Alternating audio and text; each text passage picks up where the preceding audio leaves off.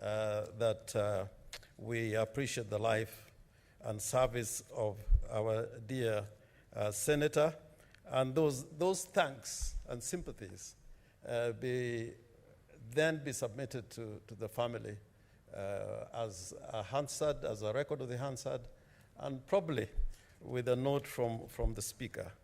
Now, the question may be asked, why Senator Hajji? And I want to be very open about this. And if you look at the papers today, there are a lot of things which have been said about Senator Hajji. But I want to make a personal testimony of somebody I've known for a very long time, and probably unknown to many members in this House. If ever there was somebody who was concerned about the business in the House being transacted in an open manner without restriction, and to have debate without any fear, because sometimes when you debate, it looks like somebody is holding a hammer on you. If there's anybody who enjoyed an open debate, it was Senator Hajji. And many times when he had said something that he didn't like, he would take it in good spirit, cross the floor, and tell me as much.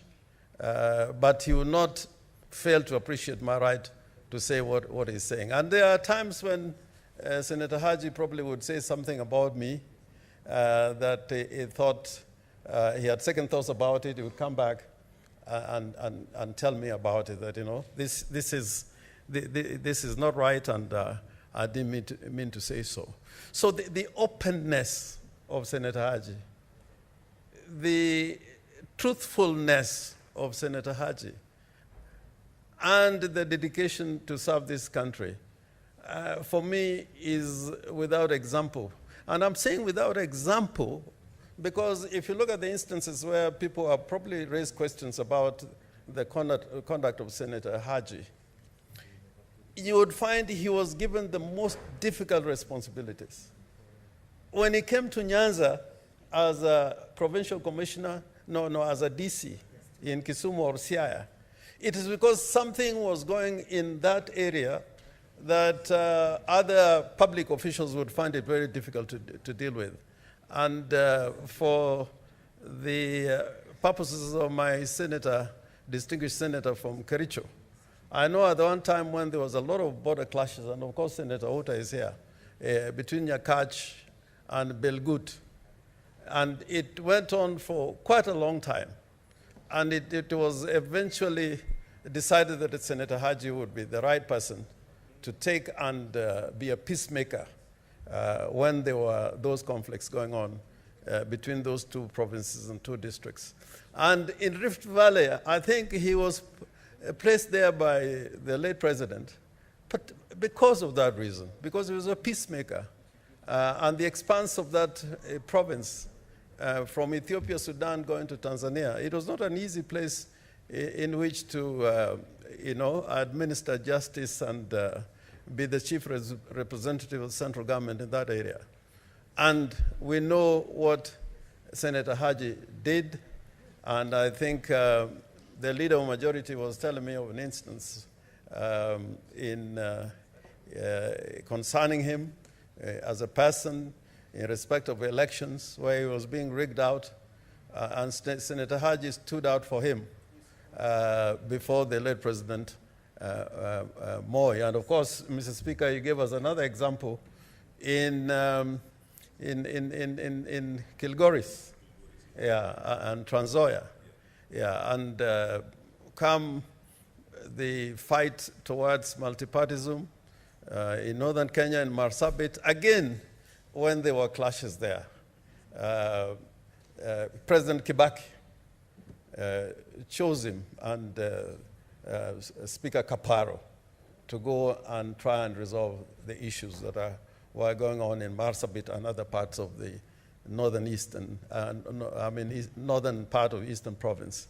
And in the region, in the relations that we have not quite achieved peace as yet, but in the region between Kenya and Somalia, our operations in in Somalia, which is in the context of peacemaking, he played a very big role.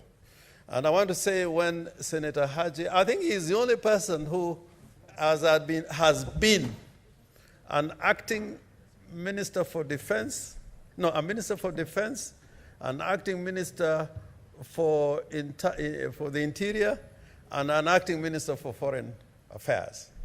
And in that responsibility, I accompanied him to Ethiopia when we had to, at that time he was just acting Minister for Defense and Foreign Affairs.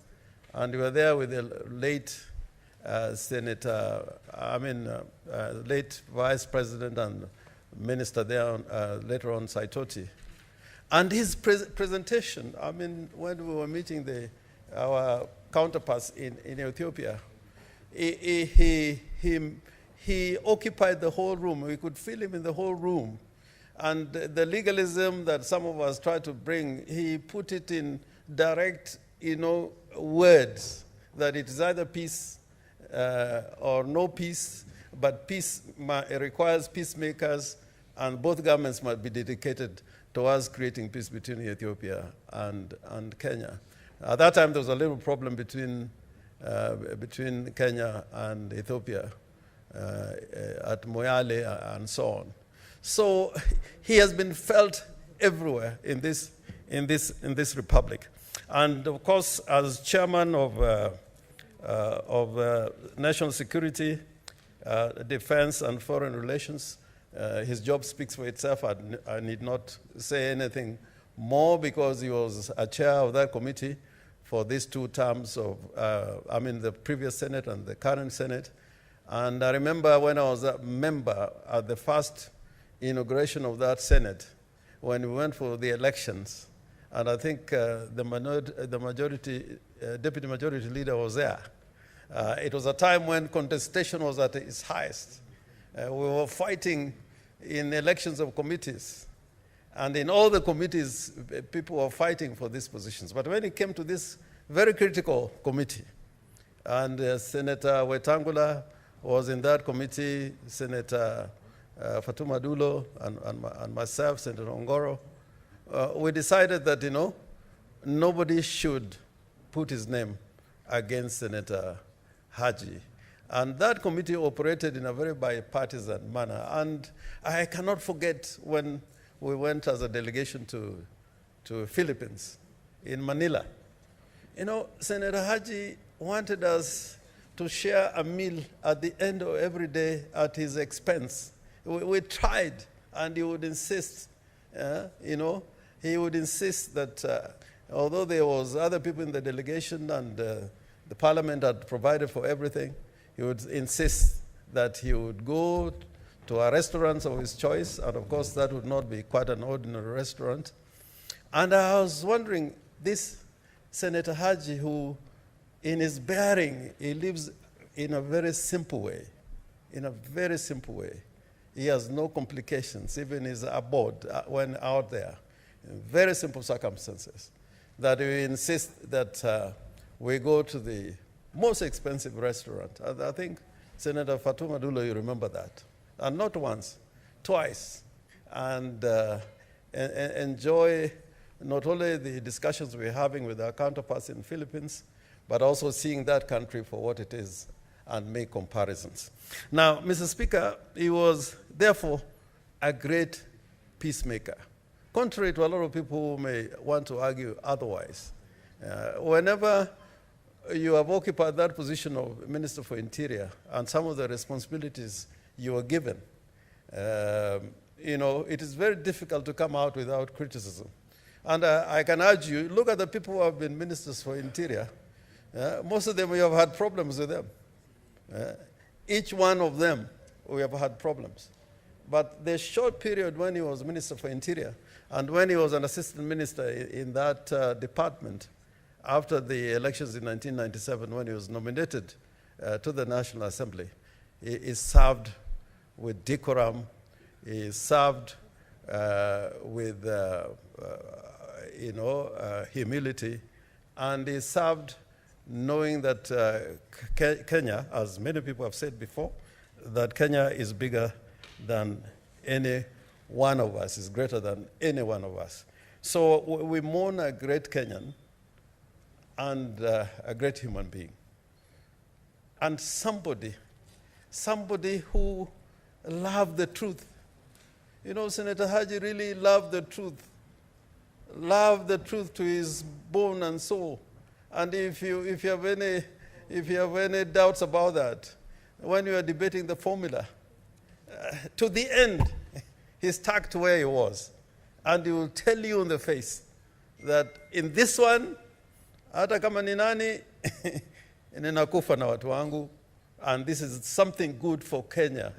We tried to have meetings with him, and he told me the only solution, and I think the leader of majority is my witness, that the solution lies with the executive. But if this is the money they are bringing before the Senate for purposes of sending it to the counties, then the solution, we should not waste our time, talking to him because he would not change.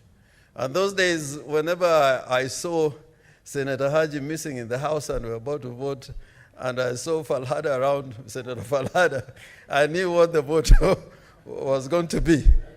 Yeah, it was going to be. And I think during that debate of the formula, I loved it. I mean, I may have taken a contrary position, but I think that is the time when I really felt we were in a house in which reason and debate would prevail. And if there was any other thing, on the sidelines, the core of the issue that was before us, to the extent that we were divided on matters of principle, I really admired it. And that Senator Haji would stand firm to the position that he had taken. I think that was a beautiful thing for me, and I'll remember him for that. And eventually, he then had this great responsibility about the Building Bridges initiative. I think he is not here to speak for himself now, but as co-chair, I think there are challenges and things that we needed to know from him. Because knowing those things, the country will be better informed. This debate and what is happening in the county assemblies probably is happening without his contribution. But I know, as a matter of fact, and this I'm saying for the country to hear, that if there was anything in that document that Senator Haji did not agree to, then we are cast. Because he did not want things that were done differently. But he's not there to speak to us about it. And probably, now this is just my wishful thinking, if there was any other way of Ijara getting a constituency, I would try to find a way. I would try to find a way. Yeah, because he really fought hard, selflessly. And I think, in fact, Ijara deserved to get that constituency. He was not just asking for it because of love of community, but I think he deserved it. Now, finally, Mr. Speaker, I just wanted to say something in the spirit of Senator Haji. And it's about something that I'm beginning to see in this country that we must be very careful about. In the Constitution, there is protected speech, which has got certain limitations. And those limitations I'm quite happy about, that those limitations should continue to be there. But the moment we begin to restrict speech or begin to criminalize speech, then we are talking about another country. And I want to say that from the bottom of my heart. I want this country to remember that in the laws of Kenya, there was a law of sedition. Law of sedition. You say anything, you are taken to court, you are not given bail because the minimum sentence was 10 years, and until your case is resolved, you remain in detention. And I'm saying I was a victim. One time I was arrested and taken to Kisii on a charge of sedition, and then taken to Ogembo, because in Kisii there was so much noise. And then from Ogembo I was taken to Kilgoris, and Senior Counsel Mwite would come there to Kilgoris to come and represent me. So, in as much as we don't like what people are saying, and you don't have to like what I'm saying. You don't have to like it. And you'll be a fool to like what I say all the time. It means your mind is not working. But to criminalize what somebody is saying, I think that would be a great betrayal to the people of Kenya who fought so hard. First of all, to get rid of those laws like sedition. Even regard to the law regarding incitement, its constitutionality has been challenged. So I would want, in the spirit of Senator Hajji, because he was a Democrat, he was open to plead to this country that we need a degree of tolerance to drive us forward. There was a great American judge who said the remedy to be applied in circumstances where you may not like what somebody is saying is more speech, not enforced silence. And then he further said the remedy for speech that is false is speech that is true. So whenever somebody says anything you don't like or you think is false, the remedy is not to be oppressive or overbearing, but speak the truth. And then you'll have gotten rid of the whole idea. So in a nutshell, what I'm not trying to say, I'm trying to say that the spirit of this great man, who was a peacemaker, in fact, when he was making peace, he had to hear people saying things from both sides. And I know my Senator Fatuma Dula has been a peacemaker in another capacity. And of course, that is a name that she's given when she's out there, not when we're before the floor of the House. But I hope, in all honesty, that we build this country to be a democratic and open society. As a bottom line, open, democratic society. And I think that is what, from what I can gather in my association and relationship with Senator Hajji, the man loved the truth. Loved the truth. Why do people in this country fear the truth so much? So much that something little is said and the whole place is burning.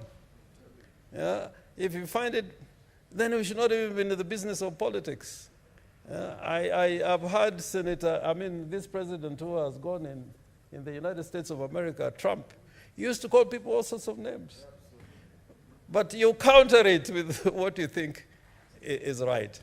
So whereas I don't agree with a lot of people on the side opposite, but when they make a point, I want to appreciate. And when they don't make it, then I make a contrary point. That is called the doctrine of counter speech. It's a great legal doctrine that if you live in a society where people are inert, like one time, the famous member of parliament nominated from Nakuru, Chotara, Honorable Chotara, he had two propositions that why do we have elections since President Moi is the one who knows a bad man or a good man. He should wake up in the morning and say, Murkomen, you're a senator for Mombasa. Fatuma Dulo, you're a senator for Siaya. Why do we waste time? And then he said that You know, this business of coming to Parliament and talking the whole day, and even some people who cannot even make a razor blade or a pin, and we have a garage where we can repair vehicles. He was saying this because, you know, there were some people in Parliament known as the seven-bearded sisters who most of the time had nothing that you could show materially. Yeah. So I may have nothing, but my mind may be a bank of information that you should not allow me to take that bank to the grave. Yeah, you better listen to it.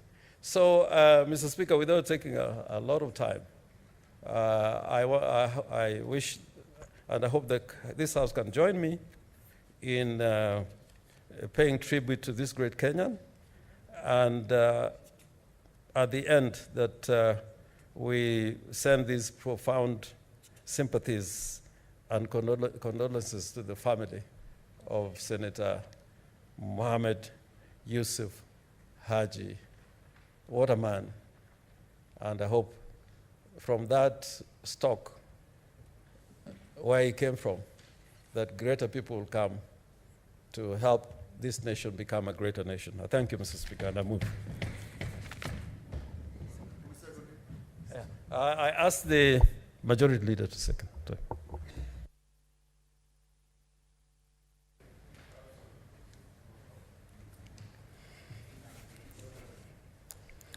You know, Mr. Speaker, I beg to second.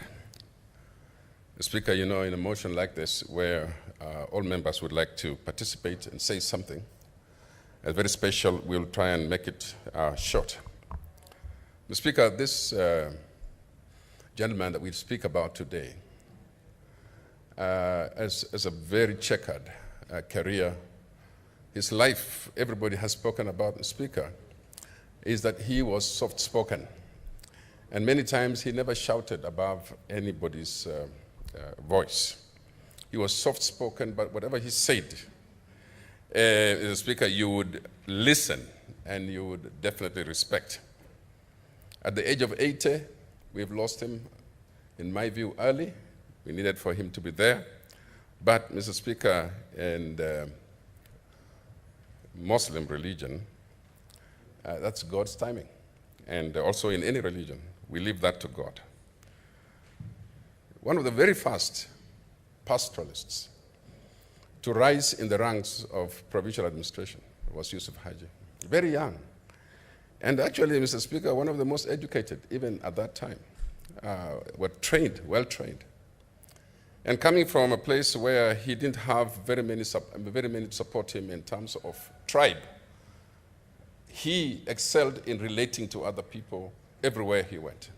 And that was one of the biggest contributions, one of the biggest assets, Mr. Speaker, of his character, is that he then learned to operate in any setting, including any community where he went to. And so that in itself tells you what kind of person that YUSUF HAJJI is. But Mr. Speaker, the reason why we have a special tribute, a moment of tribute for YUSUF HAJJI, and I don't know whether I can be heard. All right. Is that, Mr. Speaker, while a lot of us appreciate the way that our Muslim brothers and sisters do their funerals, Mr. Speaker, and conclude so quickly, while we admire that, it also does not give time for closure. And Mr. Speaker, people would like to have time to speak about a person and mourn that person longer. And so, Mr. Speaker, this is why this special sitting is important.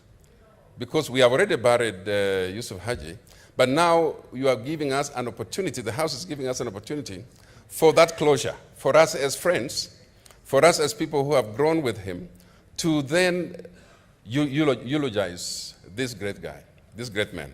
And so, Mr. Speaker, that is one of the reasons why we have this session today. The other reason, Mr. Speaker, is that in this particular tradition, the Islamic tradition, it is traditional to ask, like we were asked today at his residence, to ask, is there anyone who owes anything to YUSUF HAJJI. And so this is a good forum, Mr. Speaker. It's a good forum then to say, no, like me personally, he owes me nothing. And I don't know who in this house that YUSUF HAJJI would have owed anything. Even forgiveness, he owes me nothing. In fact, Mr. Speaker, in my career as a politician, my most difficult times as a politician, YUSUF HAJJI was the provincial commissioner in Rift Valley. But he was so sympathetic to me because I was so young, and I was naive, Mr. Speaker, basically at the time when the system did not allow for questioning anything, that I was there, Mr. Speaker, asking things which you were not supposed to be asked. Like, Mr. Speaker, when I was expelled from Kanu in 1988, Mr. Speaker, my first election, YUSUF HAJJI was there. But he was so sympathetic, and he would tell me, go slowly, kijana, go slowly. I mean, I didn't know what that meant. I had just finished graduate school, I had a master's degree, I thought I would question everything. But Mr. Speaker, that was not to be. And so when I was eventually expelled, and Mr. Speaker, you need to understand that I was expelled the same year I was elected. So it's not like I had a long time to serve. Expelled from the only party in the country. And Mr. Speaker, the truth is, you become a pariah when you're expelled. And YUSUF HAJJI was the administrator, but that moment of victimizing you, he didn't do that. And so I was able then, Mr. Speaker, to organize myself and get out of the country without much harassment. And so, Mr. Speaker, I just want to say that here is a man who had the authority even to order my arrest. He had the authority to do whatever he wanted to do, but did not use that against some of us. Also, Mr. Speaker, during that time, the Pokot community had been harassed very much in terms of military operations. Some of you are hearing about military operations now. This is something that was used quite a bit on the Pokot community. And YUSUF HAJJI, who was the PC at the time, it really handled this thing in a very humane way. And although a lot of times the leaders were arrested, but he handled it in a very humane way. And so I remember him as a man who could actually give time to leaders and listen to leaders, even if those of us were branded badly at the time. And so, in respect of the question whether he owes me anything, absolutely nothing. And except gratitude. And Mr. Speaker, every time that we had issues, even in the personal lives, and you spoke to YUSUF HAJJI, he listened to you, he gave you advice which was fatherly. The other thing I must say is that he really gave his family a very good life. He gave his family education, his children. And which is like Nyachai, when we spoke about Nyachai and his place in Nyachai yesterday, the day before, yesterday. And Mr. Speaker, these were very young people. Nyachai being a PC at 32 years old, those are very young people. And yet, Mr. Speaker, they were able to operate under those conditions. And so YUSUF HAJJI and his peers at that time were very well prepared and very well trained. And so one thing which is thankful is that he prepared his family for life, and therefore he prepared his people as well, the people of Garissa and generally the people of Northeastern. So he's a man who cared beyond his own family and cared beyond his own small constituency. The Speaker, one of the last examples I'll give is, and I think it's the one that the minority leader has said, in 1997. In 1997, Mr. Speaker, I came back to Kanu. And I ran for the Member of Parliament for Kacheliba constituency under Kanu. Those days, the nominations were still Mulolongo, And those days, Mlolongo nominations, the Speaker, could go either way. And in those days, you are a DO. I think you realize the DOs were also presiding officers, and the DCs, I think, were the returning officers. And so, no, the returning officers and then the other was presiding officers. I don't know which one was bigger than which. But mine was unique because the late former president had a candidate he liked very much at the time. It was called Peter Nangole. And he was an assistant minister, and I was running against him. And Haji was the PC. And Mr. Speaker, when I won that nomination, it was a problem for the country and for the party because I was not supposed to win that nomination. So the DO, Mr. Speaker, of Kachaliba, you called the DC and said, there's a problem. I said, what's the problem? The assistant minister has been beaten. And the DC said, wait for me here. Don't do anything. Don't announce. Let me call the PC. And guess who was the PC? YUSUF HAJJI. And so the DC now calls the PC, and the PC says, wait, don't announce. Let me call the president. And Mr. Speaker, in the end, when the PC now goes to see the president, and the president was told that there was a problem in Kachaliba, the former president, the President Moi, it so happened that PC Haji and my good friend Lotodo were together. And they spoke very nicely of me, Mr. Speaker. They said, at kijana si mbaya sana. In Kiswahili, meaning I was not a very bad young man. And, which is true up to today, Mr. Speaker. I'm not a very bad young man.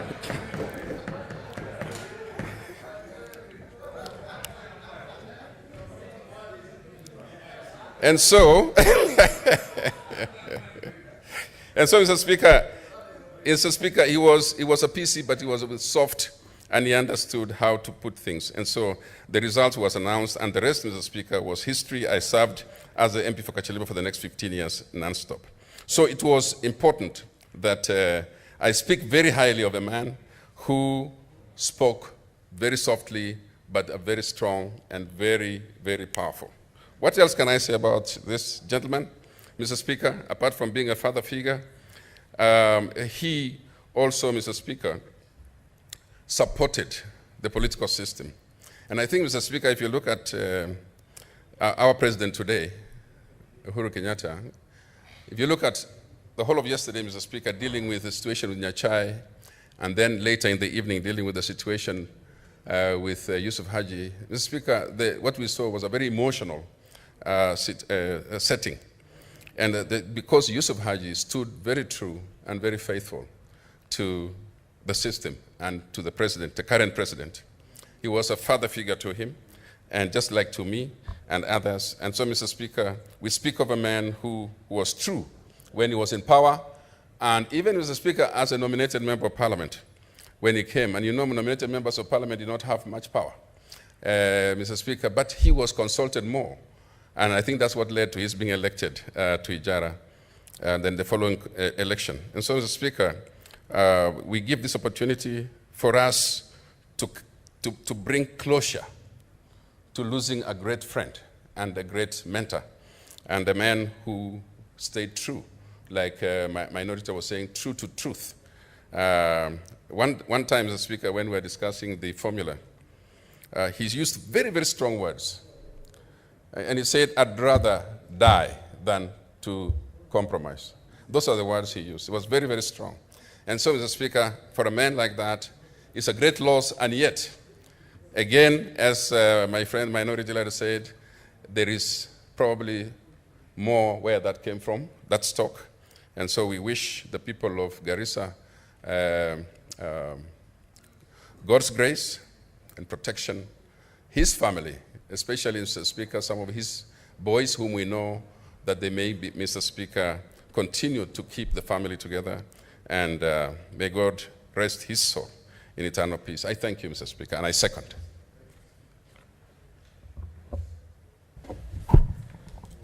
Honorable Senators, I now put the question, the question, which is that the Senate expresses its deep sadness at the death on 15th February 2021 of Honorable Mohammed YUSUF HAJJI, the Senator for Garissa County and Chairperson of the Standing Committee on National Security, Defense and Foreign Relations, records its appreciation for his contribution to public service spanning over 6 decades, recognizing him high esteem in which he was held by colleagues from all parties and the principled, dedicated, and considered manner he undertook his duties, and offers its profound sympathy and condolences to his family, friends, and the nation. Senator Haniri.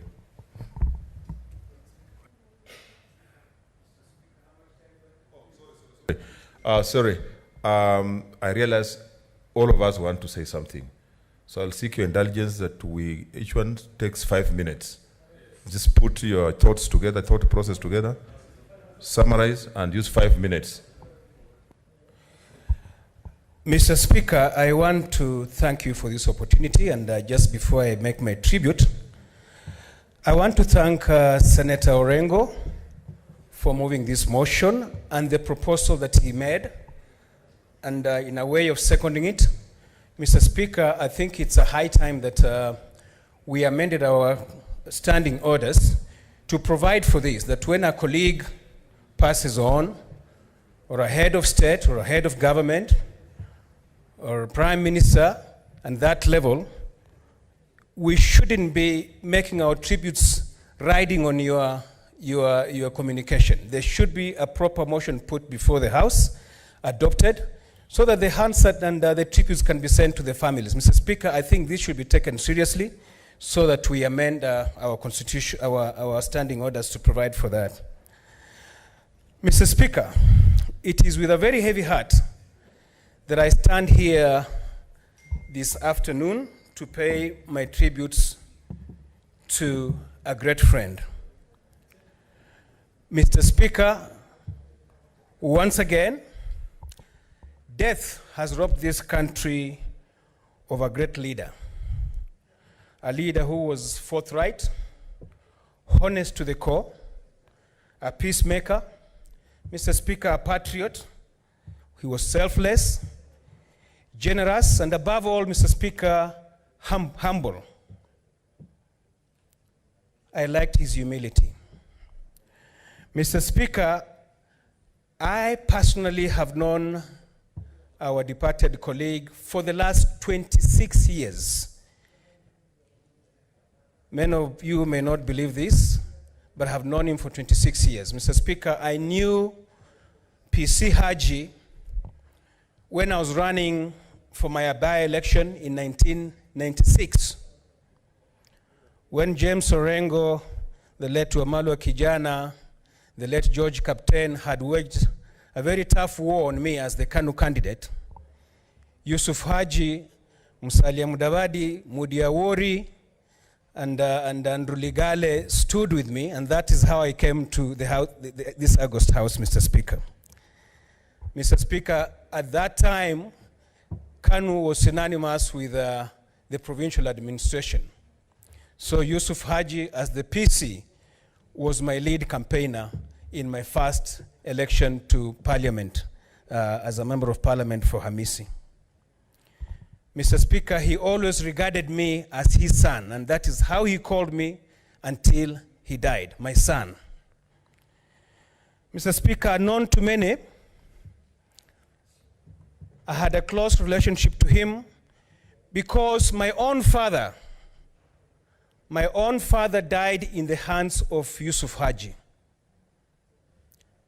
When my father was the member of Parliament and YUSUF HAJJI was the PC, I think they had been invited to a function where YUSUF HAJJI was the chief guest, and my father was there as the area member of Parliament.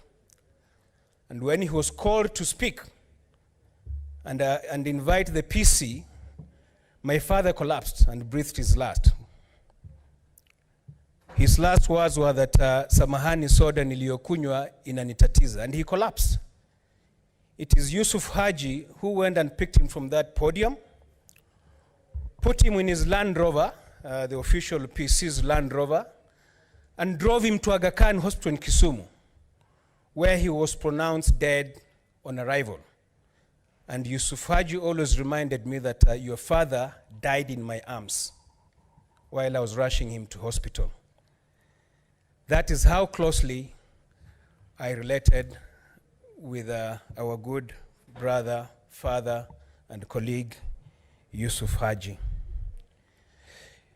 I served with him in the National Assembly for a good 10 years, and in this chamber for 8 years.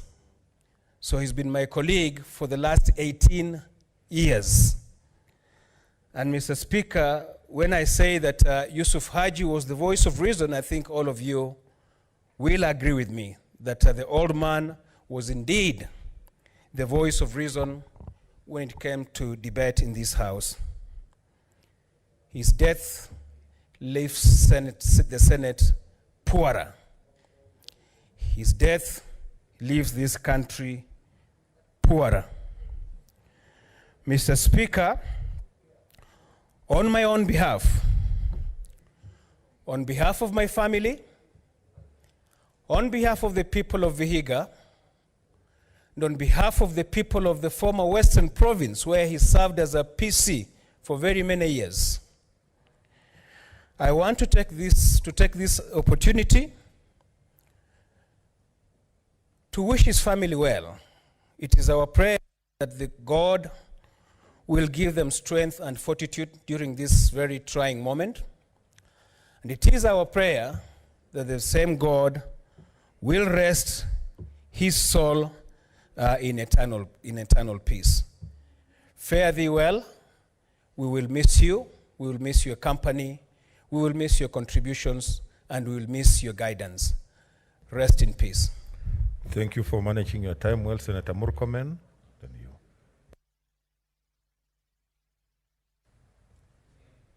Mr. Speaker, I first start by thanking Senator James Orengo for coming up with this motion and for thinking through the motion, but even more importantly, for his very weighty contributions.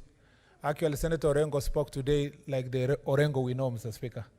And I enjoyed every bit of his submissions. Mr. Speaker, I want to thank him for that. Number two is, Mr. Speaker, to eulogize our colleague, Senator Mohammed YUSUF HAJJI. Senator Mohammed YUSUF HAJJI had a very illustrious career, Mr. Speaker. Some of us who cannot speak in the same stature with Senator Orengo and others who just came to public service the other day, Mr. Speaker. We do not have the similar experience like you. But you know, Senator YUSUF HAJJI was the PC of Rift Valley, and when the word PC was synonymous to Haji for us who grew up in the Rift Valley. In fact, Mr. Speaker, when he left after 20-something years, Mr. Speaker, anybody else who came would be asked, who is the Haji of Rift Valley? Because it became synonymous to provincial commissioner's position. And Mr. Speaker, I'd like to say here that, Mr. Speaker, I was so privileged and honored to, in my young years, to be able to interact and work with Senator YUSUF HAJJI from the time I came to this chamber in 2013. I found, Mr. Speaker, that despite the position and experience, Mr. Speaker, and the age, there was no one who was more respectful to authority, Mr. Speaker, than Senator HAJJI. Senator HAJJI, if he was a member of your committee and you are the chair, you knew for sure that you have a loyal member of your committee. Mr. Speaker, when I came into leadership as the deputy majority leader, Senator HAJJI gave me maximum support and gave us who are in leadership maximum support. Even later, Mr. Speaker, when I became a majority leader, Senator HAJJI became the person I used to go to ask for counsel, for advice. I remember one day we went with him to see the deputy president over something that was in Garissa. And Mr. Speaker, the way he was approaching the office of the deputy president